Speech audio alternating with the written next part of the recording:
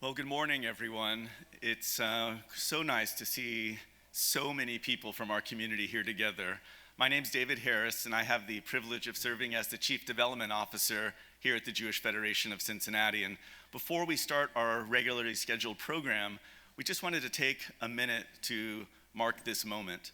I lived in Israel, I served in the IDF, and I'll never forget the emphasis that was always placed on never leaving anyone behind, regardless of the cost. And make no mistake, the cost has been deep, and its effects will be felt by all in the region for years to come. But the news of 3 hostages returning to their families this weekend resonates deeply with me on both a personal and emotional level. It's a moment of light in what has been an incredibly heavy and challenging year for all of us. And while we celebrate the joy of these reunions and the hope that the ceasefire holds for all who have suffered, this moment remains bittersweet. There are still so many hostages waiting to come home, and our thoughts and prayers are with them and their families. Moments like these remind us of the extraordinary resilience that has carried the Jewish people through the most difficult of times, the ability to find hope in darkness, strength in adversity, and to come together as a community. That same resilience must inspire us today to meet the challenges we face, to show up for one another, and to carry the values that we have forward so that the legacy of hope and strength that defines us will endure. Later this morning, we will hear from Rabbi Hazzan Jeffrey Myers, whose personal story of resilience is an extraordinary example of moving forward with courage and purpose, even in the face of unimaginable challenges. And now, it's my honor to welcome Ed Kurzman to the stage to officially kick off today's program. Thank you so much for being here.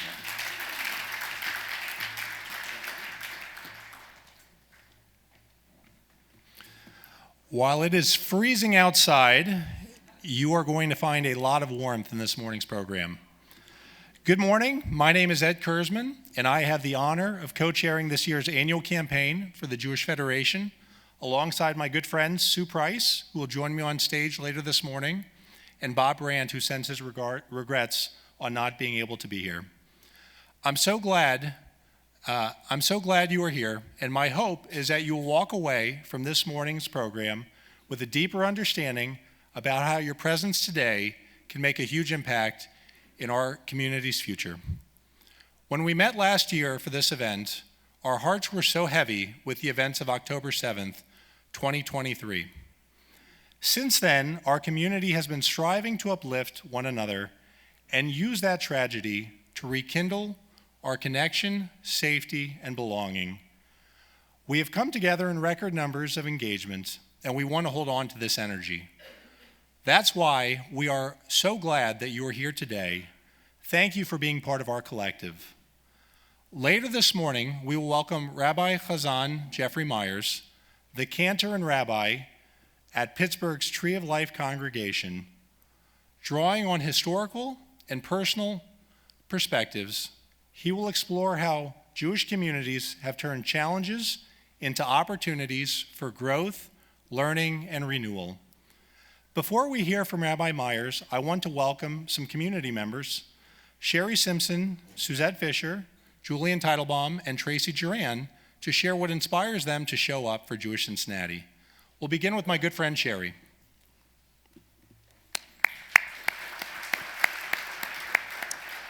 Helping my kids navigate anti-Semitism wasn't something I thought I'd have to do when my eldest daughter, Logan, entered high school.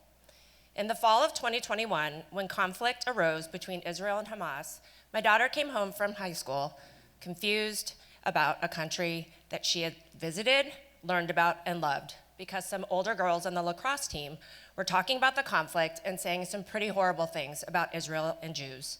A walkout was being planned to protest Israel. We didn't know how to help her, and so we reached out to the JCRC. The executive director of the JCRC talked directly to Logan and helped her understand some of the complexities surrounding the situation. They also empowered her and educated her with facts so that she understood the fallacies of what her teammates were saying and posting about online. But what stands out the most was how much safer Logan felt after one conversation. Unfortunately, a few years later, my younger daughter, Hannah, also faced anti-Semitism at the same school, when some kids in her class said, "Everyone hates Jews, and going to an all-Jewish school, Rockford, must have been hell." But this time was entirely different. Our daughter stood up for herself, and when she notified the school, they sprung into action. They contacted the parents, they disciplined the students, and made sure that my daughter felt supported and safe. And I know that this is in large part due to the work that the JCRC does behind the scenes at our school. The horrible effects that October 7th has had on our campuses, everyone's aware of that. But I know that because the JCRC and the Federation are there to support us, it makes these uncertain times a lot less frightening.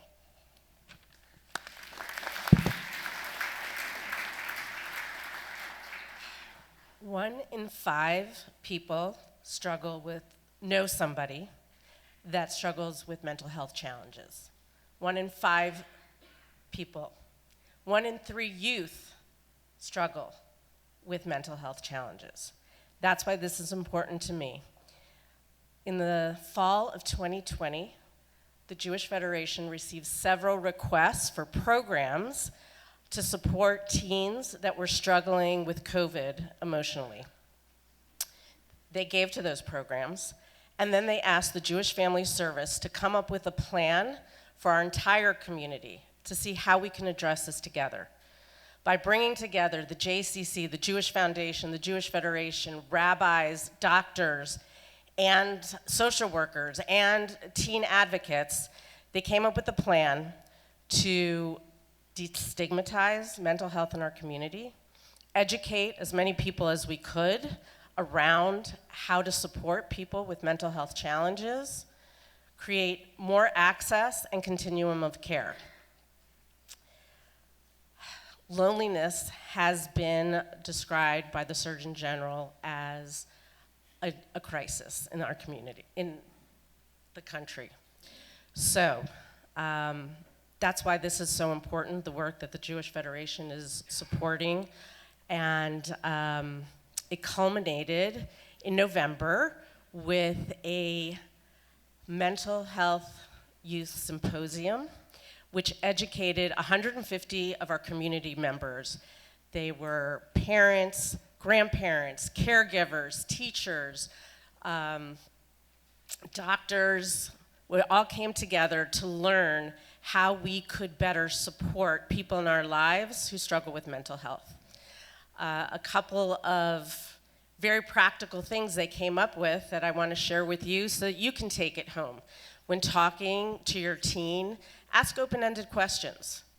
And I can't think of the other one. Oh, yeah. Okay, this is so me for those of you that don't know me. Lose my train of thought. Another one I wanted to share with you was that make sure the people in your lives know who is their confidant. When they're struggling, because we're all going to struggle at some point, think about who is a confidant, who's somebody I can go to. So anyway, I think that's all I want to say. Thank you.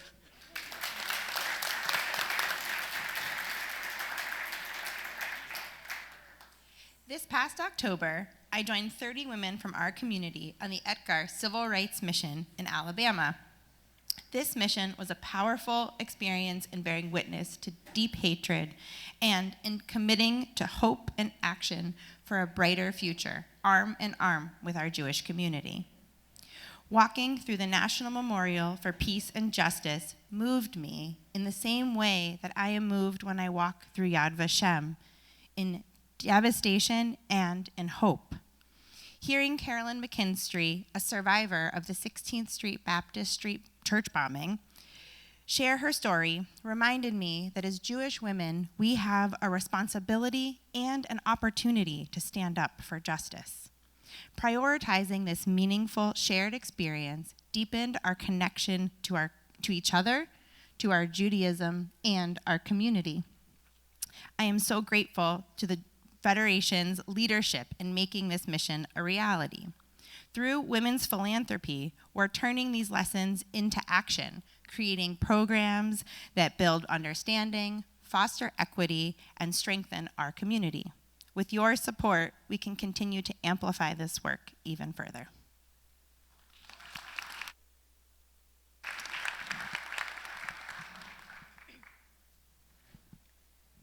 Our Jewish values teach us that the Jewish response to suffering is not to focus on the why, but on the what can I do and how we can each repair the world. Last week, I was very fortunate to travel to Atlanta to celebrate Jewish Fertility Foundation's 10th anniversary, a partner agency of the Jewish Federation of Cincinnati. Since last October, we've seen a huge surge in engagement in our community, and requests for fertility grants from our community members have gone up 74%. While no lives can replace the lives that we have lost from our brothers and sisters in Israel, now more than ever, the continuity of our peoplehood is more important than ever, and it really drives me.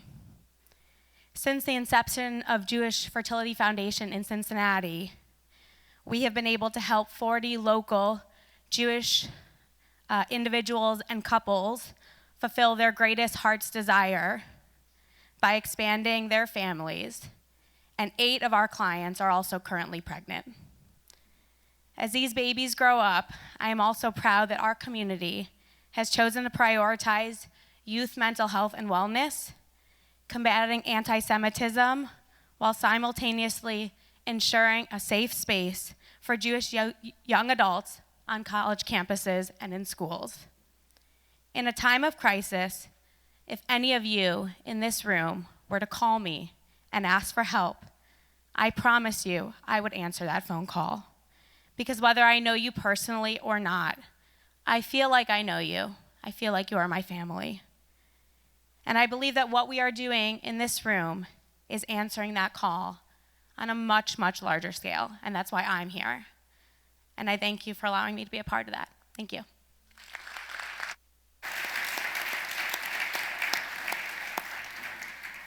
Good morning.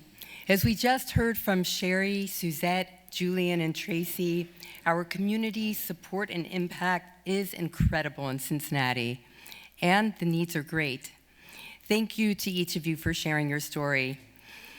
We are Marcy and Nathan Backrack, and every one of you has a story that describes why you're involved with Federation and why you contribute. My story starts right here as a young Cincinnati girl, and in many ways within the roots of this building at the JCC in Roselawn. It was watching my dad play softball and spending every summer day around the pool at the JCC with friends, and working as the day camp director and then the Camp Livingston director, to meeting this guy, my future husband, on a blind date set up by a JCC coworker. We created a family, and our kids benefited from the many services provided by our community and education at Rockburn Yavna, the many trips they took with community support to Israel, internships at Jewish agencies, and so much more. My story begins with hearing about my great-great-grandfather. He left Poland, moved to England, where they promptly gave him a new last name, Jacobs. One of his sons, Benjamin Nathan Jacobs, moved to America. He worked for Mr. Gusky, who owned the largest dry goods store in Pittsburgh, and Mr. Gusky used some of his funds to support the Gusky Jewish Orphanage, because back then there was no federation. My great-grandfather kept the books for Gusky and also for the orphanage that he founded, as well as the Jewish Home for the Aged. And he was the secretary-treasurer, and at the time of his death, the president of Tree of Life Synagogue in 1899. That's our backstory. First, we gave of ourselves by contributing our time. Over the years, we also gave money. I guess you could say in a certain sense that we were really hardwired for it. Now, it ultimately motivated us to become legacy donors so that we could ensure that funds would be here to support stories such as the ones you've heard today, and that they could continue long after were no longer here. The lesson that we learned and we hope to pass on is pretty simple. Give time, give money, and if you can, do both. Today, I think we face an even larger issue that can only be addressed with your help. Since October 8th, the day after, so to speak, one basic premise of our involvement in Federation has fundamentally changed. As Jews, our acceptance and security in America and around the world is not guaranteed. So here's how it affects our personal philanthropy. We give because we have historically. It's part of our teachings. We give because we must. We don't walk away from problems. As a culture, we embrace them. We give because if we don't, who will? We don't ask people to do something we won't do. We always lead by example. And today, we ask you to give because you can, and maybe just a little bit more. If you haven't given in the past or recently, we're asking you to consider a new gift. If you're already a donor, please consider an increase in your gift this year. Any increase or maintained increase from last year will be matched by our partner at the Jewish Foundation. When you walked into the room this morning, you received an envelope. If you've not yet given this year to the Federation, the envelope has a pledge card inside asking for your support, and we invite you now to take a few minutes while sitting at your table and fill out your pledge card. If you prefer to give online or give more than you've already pledged, feel free to scan the QR code that's up on the screen. And there are also some blank pledge cards in the middle of the table. Following today's program, when you leave, please hand your pledge card to one of the Jewish Federation professionals who are located around the room. And if you are a Federation professional, please raise your hand now. All right, thank you. Lots of you. I love that. We thank you for your time and for your continued support. And now we would like for you to help us welcome Federation CEO Danielle Minson.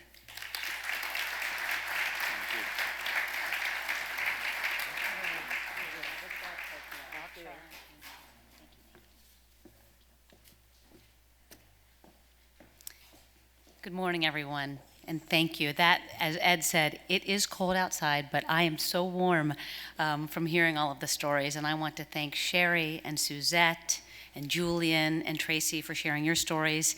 I also want to thank Marcy and Nathan for that. So welcome, everyone. It's great to be here, and it's great to see so many of you here this morning with us.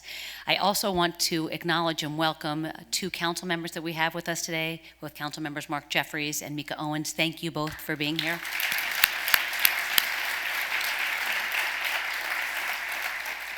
So it really is truly inspiring to see this room filled with so many people who care deeply about our community. And when I reflect on why I give and why Federation matters to me so much, it's because of moments like this when we come together as one. And I came of age learning and experiencing so much of the beauty of this organized Jewish community through the Federation lens and system. So for me, Federation represents the power of the collective, the power of our community.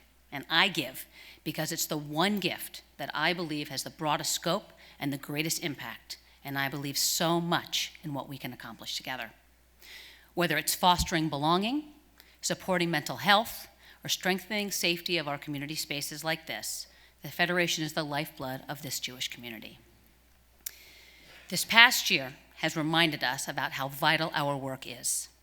Since October 7th, we have seen an incredible surge of engagement.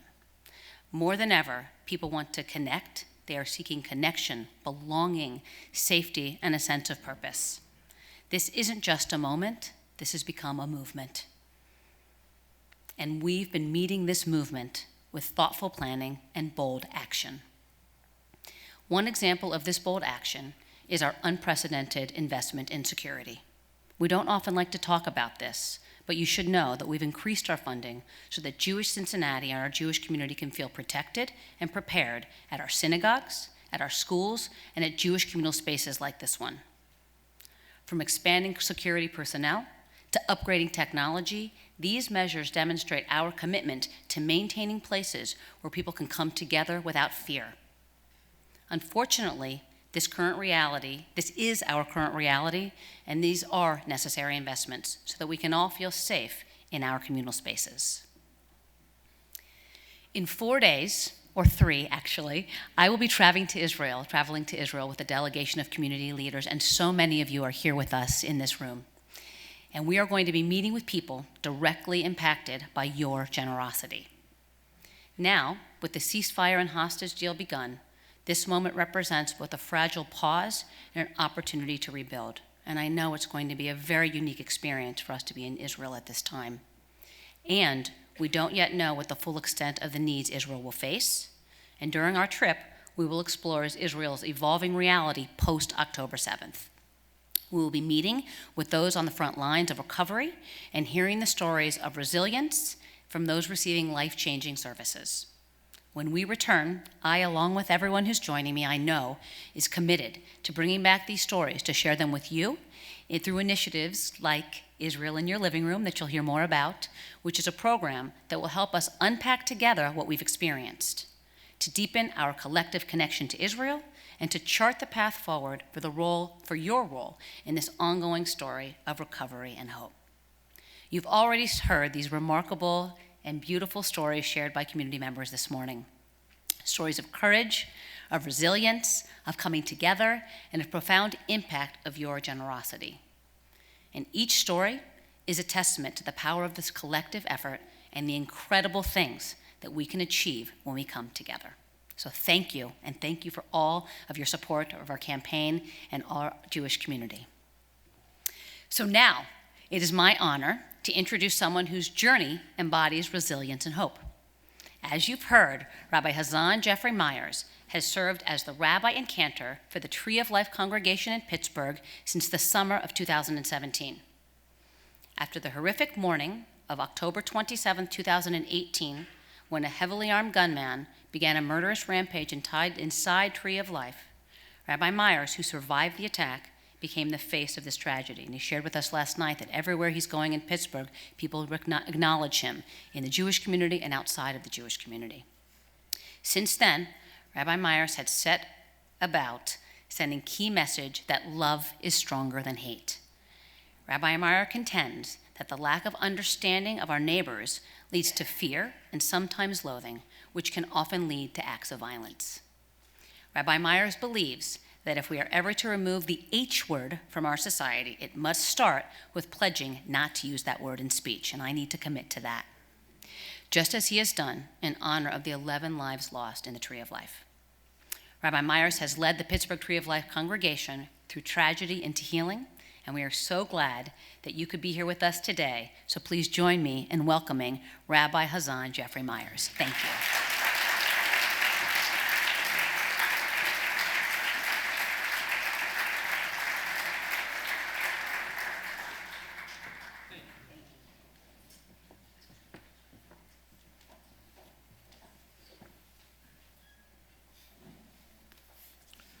Good morning, Pennsylvania. For those that understand, let me explain. My father's from Brooklyn, a blessed memory. Not Brooklyn, my father, that is. And as they used to say, there's this vast tract of land. Once you get to Philadelphia, the remainder of all of Pennsylvania, all of Ohio, all of Kentucky, and all of West Virginia is one state. So there's really 46 United States, and that state's called Pennsylvania. I didn't know where Cincinnati is until I came here today for the first time because I've never been here. So just curious, if you have Yinzer blood in you in some way, shape, or form, raise your hand. Thank you. If you don't know what that means that you're from Pittsburgh in some way, shape, or form. Pittsburgh has a unique language. Yinzer means you're either from Pittsburgh. Yinzer also means y'all. So if I would say in Alabama, good Shabbos, y'all, right. In Pittsburgh, good Shabbos, yins. Don't ask me why I can't understand this. Akdemut milin v'sharyut shuta. Before I begin speaking, which sounds peculiar because I already am, just a few thank yous, if I may. First to Sunny Krantz and her team for just the warm welcome that you've afforded me. Thank you. You and your group have shown what it means to the mitzvah of welcoming guests, and I appreciate that, so thank you so much. To Doris for the warm welcome package. To my new friend, Ms. Cantor, who I'm supposed to say good morning to your mom and dad. So wherever mom and dad are, you have a lovely daughter. Thank you.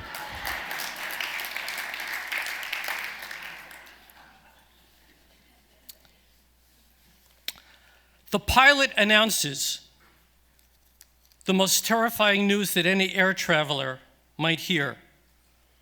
Both of our engines have failed and we must prepare for an emergency water landing. Please follow the careful instructions of our flight stewards who are well trained for this. Morris turns to Zelda and asks her, "Did you pay the Federation pledge?"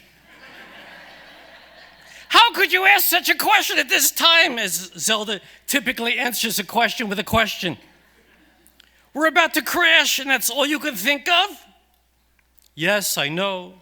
The children, the grandchildren, the great-grandchildren, and our lives. But did you pay the Federation pledge?" They go back and forth over several minutes as the crew runs up and down the aisles. Finally, Zelda responds, "I don't think I paid the pledge." "Good," answers Morris. "Why is that good?" asks Zelda. "We won't have to worry after the crash, Zelda. They'll find us."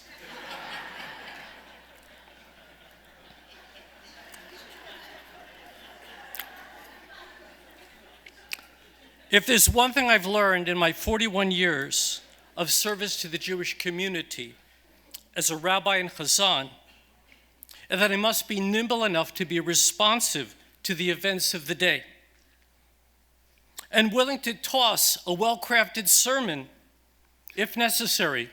And you can ask my congregation, I've done that. While we are not in that sort of situation right now at this precise minute, the residents of California are on my mind.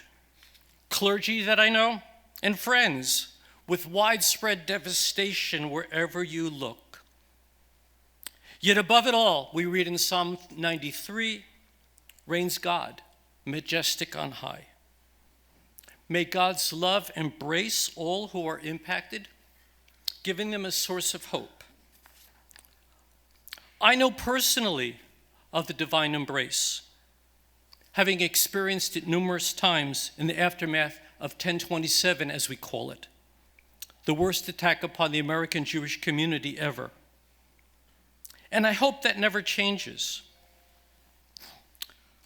I spoke about Israel last evening with the Federation Board and do not wish to be repetitive.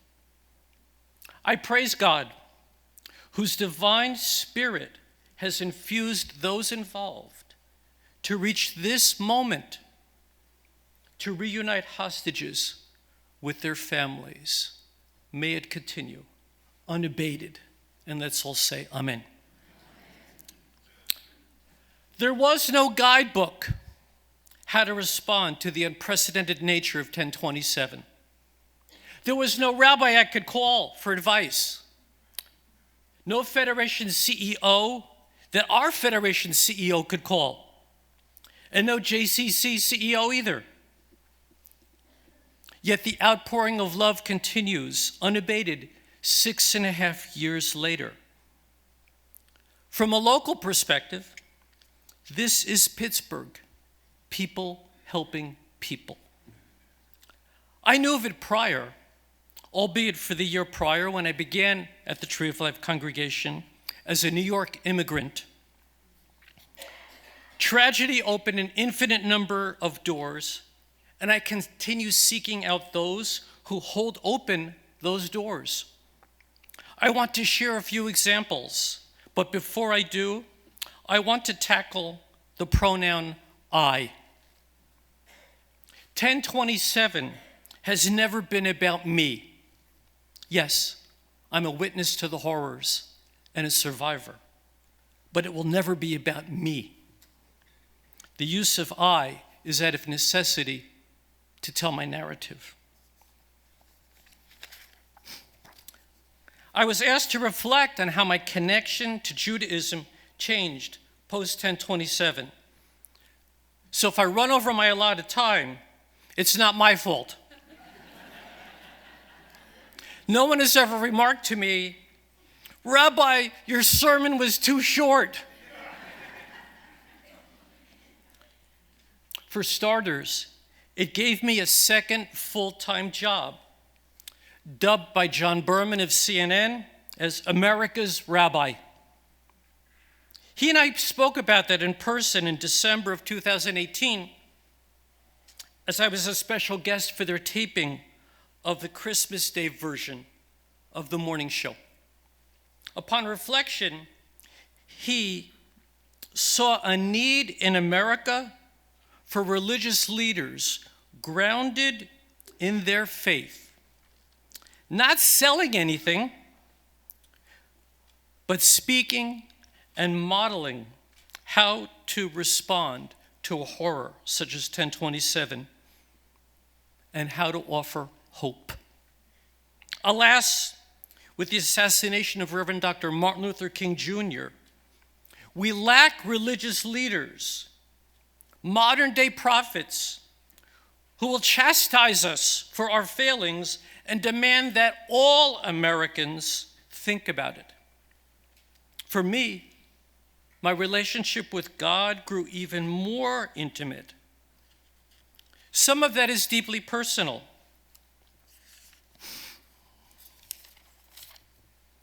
These are the notes on the plane, by the way. But I share that I turn to God with heightened regularity, longing for support and comfort, asking questions, seeking guidance, and yes, occasionally arguing and yelling with God. It is unusual in Jewish communities, if you think about it, that we talk about God, which is sad. I do believe that God guides me and answers me. And despite the many whose faith was stolen on 1027, yes, stolen, mine has grown. It is in the deepest and darkest moments that we choose nearness or distance. I chose nearness.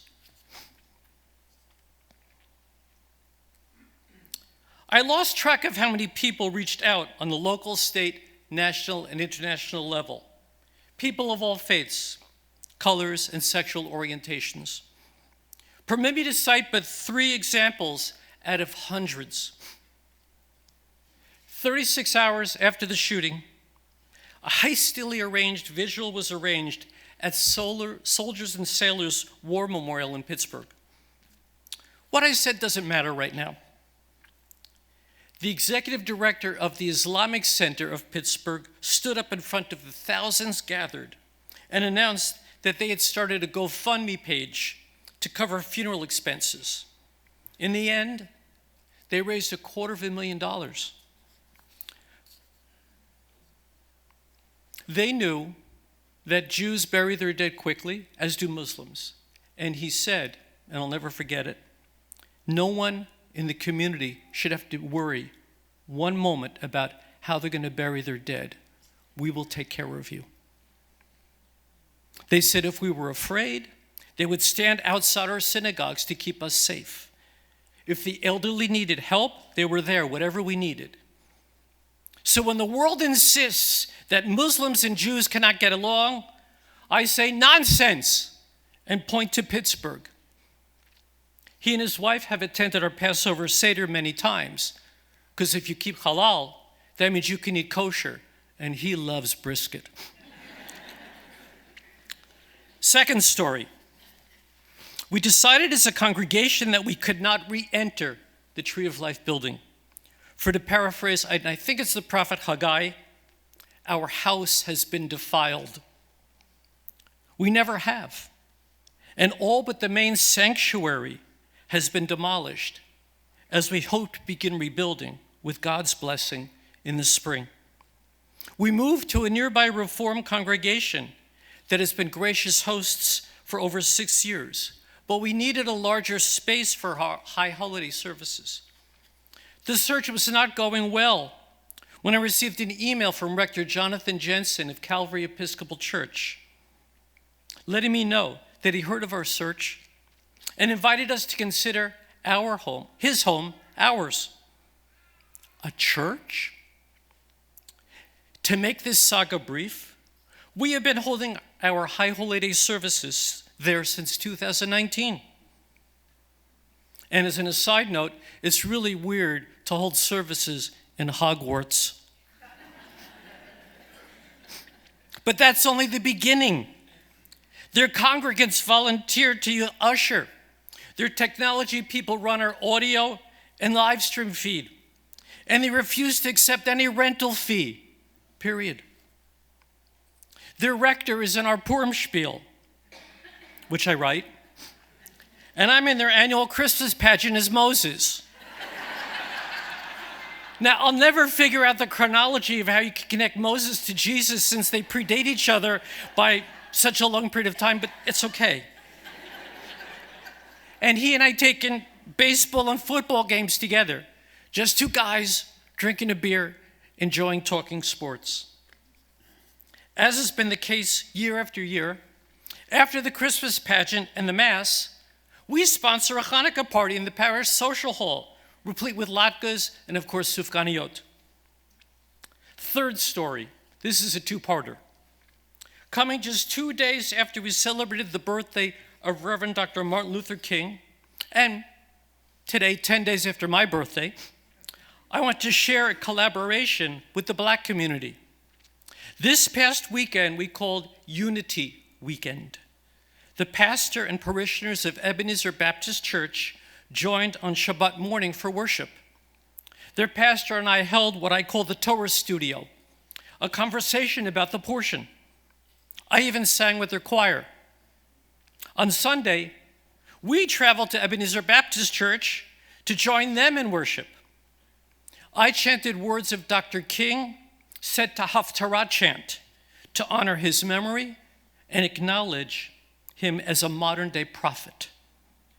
A PBS crew filmed this as well as interviews to be part of a forthcoming series put together by Henry Louis Gates on Black-Jewish relations. We gathered afterwards for a kosher lunch that they arranged. Second part of part 3. I think it was the Tuesday after the massacre. That entire month or so blends into one long day. I was sitting on the sofa in our living room. And you know when you scroll through email, kind of like the one-armed bandit in Las Vegas? I was scrolling, marveling at the thousands, yes, thousands of emails. Our server had crashed because of the volume.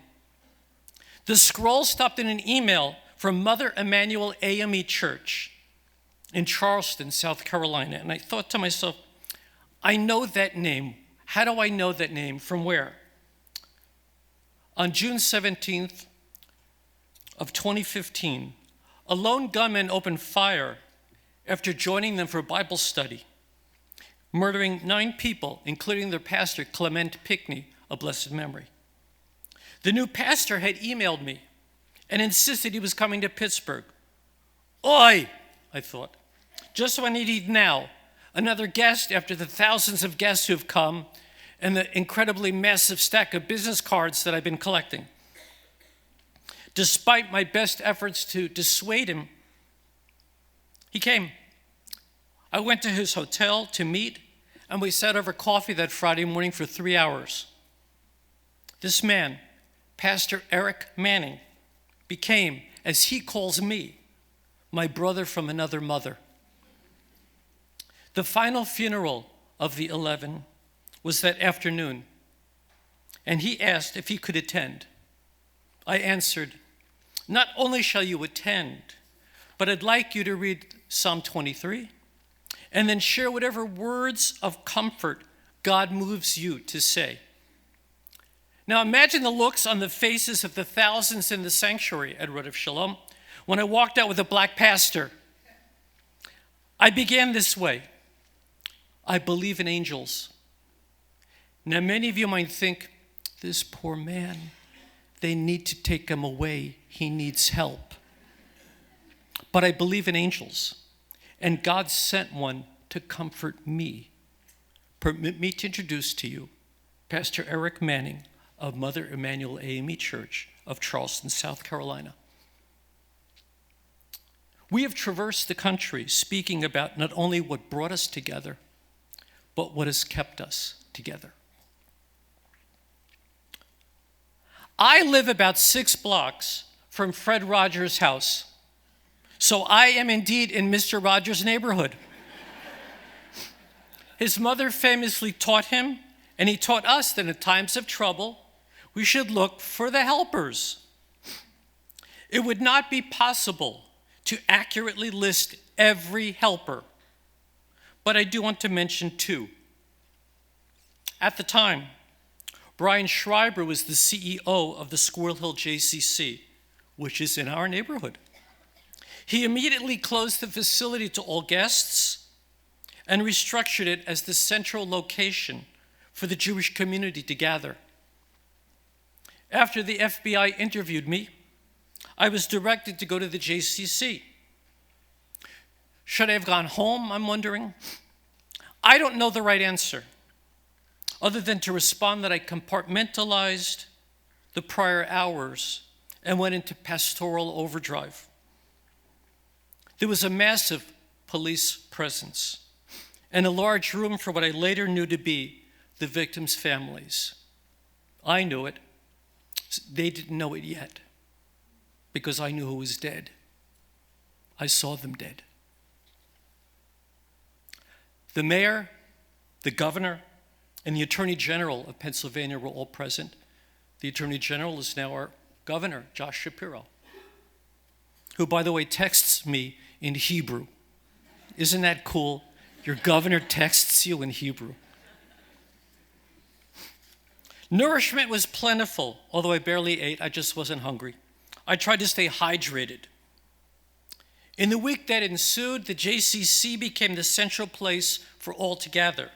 Eventually, it became the home of what's now called the 1027 Healing Partnership, a federally funded resiliency center created by Congress in response to the overwhelming number of mass shootings in the United States.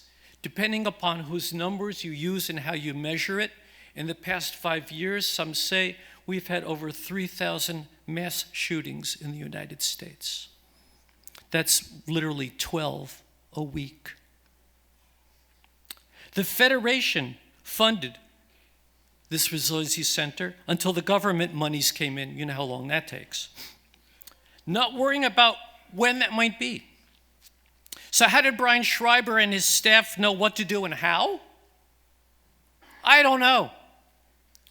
But now there's a playbook. May it gather dust and never need be reopened again. The second person is Jeffrey Finkelstein, CEO of the Pittsburgh Jewish Federation. It was through his leadership that funds became immediately available. Worrying about the budgetary implications for another day, public relations were centered through them, and donations were directed to them. I was the beneficiary, prior to the event, of security training through the Federation's security director, and it is because of him that I stand before you today, alive. Sparing you the details, I was one of the first 911 calls and stayed on the line with the 911 operator for 56 minutes. Yes, I've heard the entire recording. Until a brave SWAT unit rescued me while others were searching for perpetrators, as they did not know how many there were at the time. I never used to bring my cell phone to synagogue on Shabbat. I'd leave it home on purpose to let it recharge and to let me be disconnected from it. He convinced me to bring it on Shabbat and holidays, but not for the reasons you think. He said it really rather simply. What happens if a congregant has a heart attack? For you to run out of your sanctuary, run to a nearby office, get your key out, unlock that door, open the door, get to the phone, dial 911, that could be 2 to 3 minutes. You have your cell phone in your hand, you're connected to 911 in 10 seconds. that difference will save someone's life. So he convinced me, and I continued to this day to bring my cell phone to synagogue services. But unlike some, mine's on silent. So how did our CEO of the Federation, Jeffrey Finkelstein, know what to do? He knew money would be needed, and he opened the Federation's coffers, taking care of immediate, then short-term, and then long-term needs, of which there are far too many to speak of now. It was through his leadership and that of Brian Schreiber that the Jewish community was organized and made it through. Again, may their expertise and lessons learned never be needed again in this manner. However, sadly, the leadership they demonstrated will be needed by the Jewish communities harmed by the fires in California. We are a resilient people. And I'm going to use this simple rubber band to demonstrate. When I pull on the rubber band, it stretches. Yet upon release, it goes back to its original shape. Humans are the same way. When we experience challenges, we stretch to meet them and revert to our original shape. But not always. A traumatic event may keep the rubber band stretched for quite a while. In a minority of cases, sadly, the rubber band snaps, just as if you would place it in the freezer overnight and try to stretch it the next day when you take it out. If you let it sit and come to room temperature, it will resume its original resiliency. When a rubber band is stuck in the stretched position, it may be that we don't possess at that moment the necessary tools in our toolbox to ease back. Think, if you can, for a moment about a shiny red toolbox. When you open it, there's this black tray containing small tools and all sorts of bits and pieces that we don't know where to put. Most of the tools in the black tray we regularly turn to when needed. But if you lift the black tray, you will find other tools that are less frequently used. We might even have forgotten what was underneath that tray. Those things that might help us with that unique challenge. And then there might be that hopefully rare occasion when we lack the proper tool. We could drive to the appropriate hardware store and purchase it. In the case of an extraordinary event, we might experience trauma, which I'd like to define as an event that we lack the tools to fix, even though I am not a mental health professional. When we experience trauma and lack the tools, we turn to mental health professionals. They can help us either acquire new tools or help us better utilize the tools that we already have but never properly used before. Just as we see a cardiologist for a heart problem, so too we must see a mental health professional for trauma. As one of the young women mentioned earlier, it saddens me that our society places a stigma upon those who use mental health professionals. I've been working with one for over 6 years to learn how to process post-traumatic stress, which I don't define as a disorder, by the way, but rather the body's natural response to what I experienced.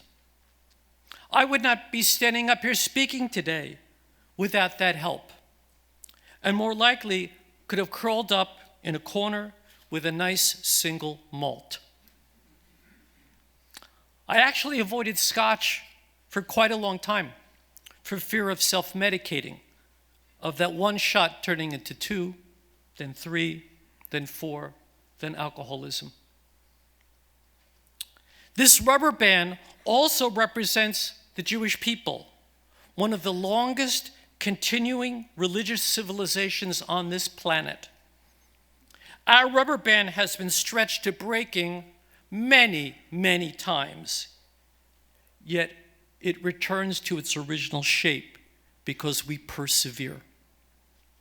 We were blamed for the bubonic plague in 1347 because the Jews were accused of poisoning the water wells, even though the rate of death amongst Jews was equivalent to the Gentile community. We were blamed for COVID, that we released it upon the world so that they had to purchase inoculations created by Jews as we got rich from their illness. And now, although I don't know whether to laugh or be angry, anti-Semites are blaming the California fires on the war in Gaza, which is Israel's fault, of course, and thus the fault of the Jews. Apparently, there was a misfire when they were testing one of the Rothschild space lasers.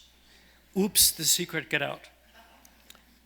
Whenever there have been stressors through our history, humanity has always looked to blame others, particularly vulnerable minorities, as they are afraid to look in the mirror deeply to see the true cause. The perfect example, Germany blamed the Jews for their loss in World War I, creating the perfect environment to grow Nazism. Our rubber band has been incredibly stretched in the world post-October 7th. From my perspective, the march in Charlottesville in August of 2017, with white men bearing torches chanting, "Jews will not replace us," opened the door to being a public anti-Semite acceptable. The massacre at my congregation blew the doors off the hinges, and we continue to experience this evil. We shake our heads not only in sadness when a lone wolf drives a truck bearing the flag of ISIS through a crowd of party celebrators in New Orleans New Year's Eve, but also at the millions of Americans who just don't get it.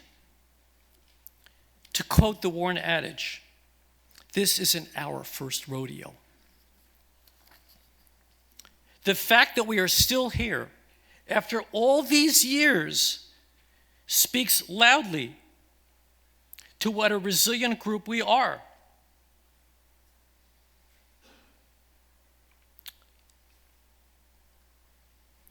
To use the phrase genocide is an offense.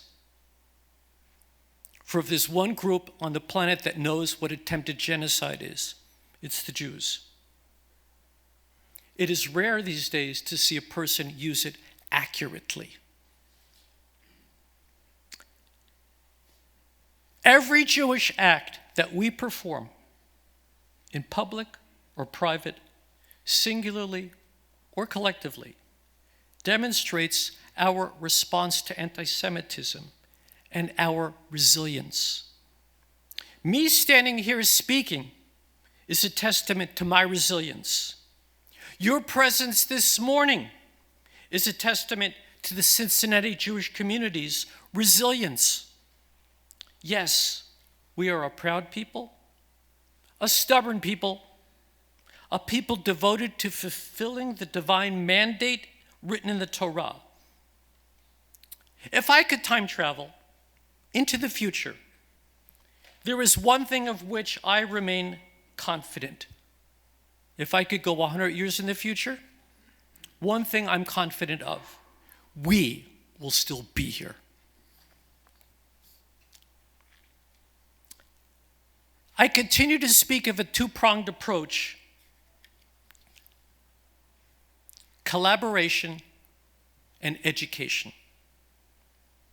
Here is where the Jewish federations can take the lead. Collaboration.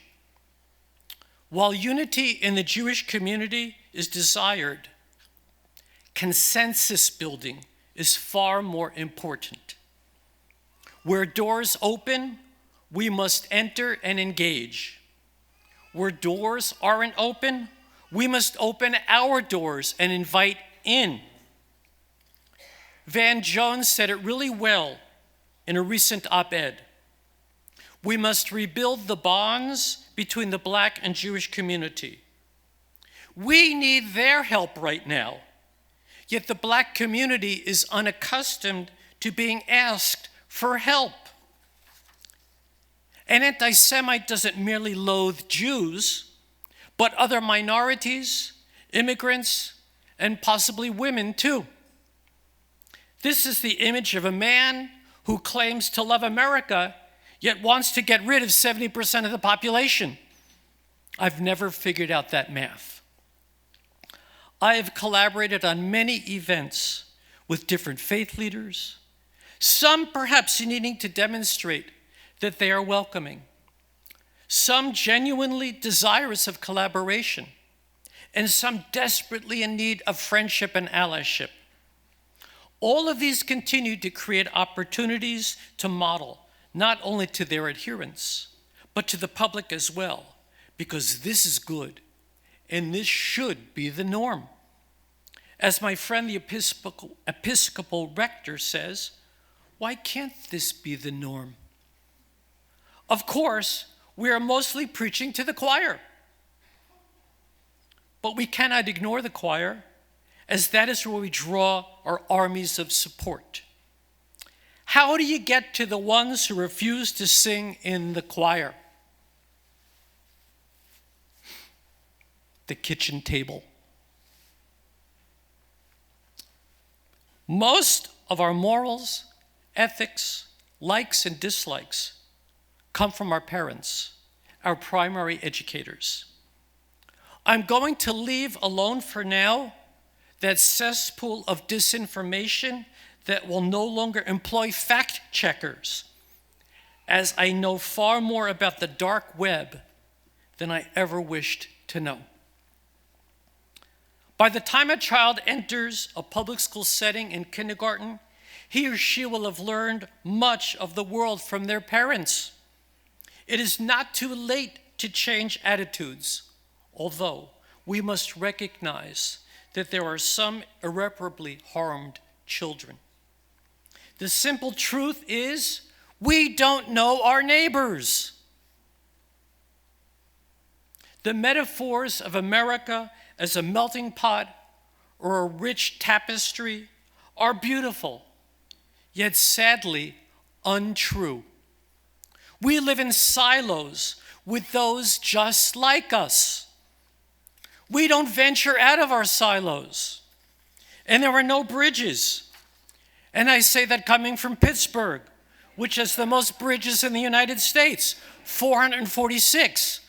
We're the only city that can prearrange for a bridge to collapse the day before the president visits. And boy, that took connections. But these are the wrong kind of bridges. We don't need steel bridges. We need human bridges to connect our silos. It starts by getting to know our neighbors. When we get to know them, we discover that we have far more in common than not. We all want a roof over our heads, food on our table, clothes on our backs, equal access to quality education, equal opportunity for a well-paying job with good benefits, and equal access to quality medical care. When we learn about our neighbors, we must transcend tolerance and embrace respect and admiration for their culture and faith. This must be taught in elementary school. So you're right for bringing your child today. Good timing. So by the time kids reach middle school, they are sufficiently familiar and comfortable with people who are not the same as them. If we start now, in 12 years, they will be better prepared for college and the world. All colleges have mandatory classes in several subjects. They must include getting to know our fellow students and not siloing them away. We must have classes in houses of worship around the country, teaching about the different faiths across the globe, including visits to different houses of worship. When we learn about the beauty inherent in different faiths, our misunderstandings transform into respect. My favorite rabbi, Rabbi Yoda, which if those of you who know Hebrew know, is from the root meaning to know, Yodea. He says it best. Fear is the path to the dark side. Fear leads to anger. Anger leads to the H word. The H word leads to suffering. There is far too much anger and suffering in our world. It's past time to change it. As Rabbi Hillel said, if not now, when? Thank you.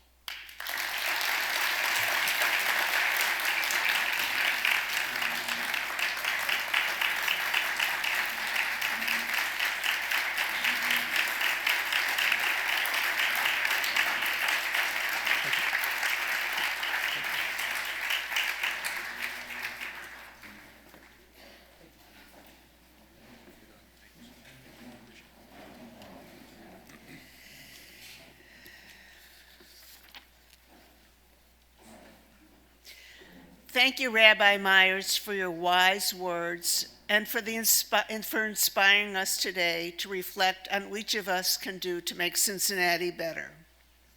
I grew up to love Pittsburgh through my late husband, Jay, and you represent the best of it.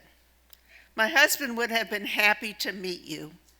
He was a native of Pittsburgh. He went to Peabody High School, Carnegie Mellon University, and received his MBA at Pitt. He was a lifelong Steelers fan. And after he retired from his career here in Cincinnati, he became Vice President of Alumni Relations at Carnegie Mellon. So we know Pittsburgh well. If I had thought about it, I would have had you bring us a Minio's pizza. Last year, I was given the opportunity to chair this breakfast. Apparently, I did such a nice job. They invited me back to co-chair the campaign. In this role, alongside Ed and Bob, I really see what it takes to make this community go forward as one. It's really all of us in this room, the spirit of the collective, and the choice to show up together to do good. Your support of the Federation enables us to be a force for good. Your gift is multiplied by everyone in this room that shares your passion to shape a better world for the future. And because of the ongoing generosity and commitment of the Jewish Foundation of Cincinnati, any increased or maintained gift will be matched. As you heard today from all of our speakers, how you show up, who you connect with, and what you give creates real, lasting impact. As you head out, we invite you to hand your pledge card to one of the Federation professionals near the exits. And if you've already made your gift this year, thank you. We hope you enjoyed today's program. Thank you once again for taking the time to connect, reflect, and celebrate with us this morning. Have a great day.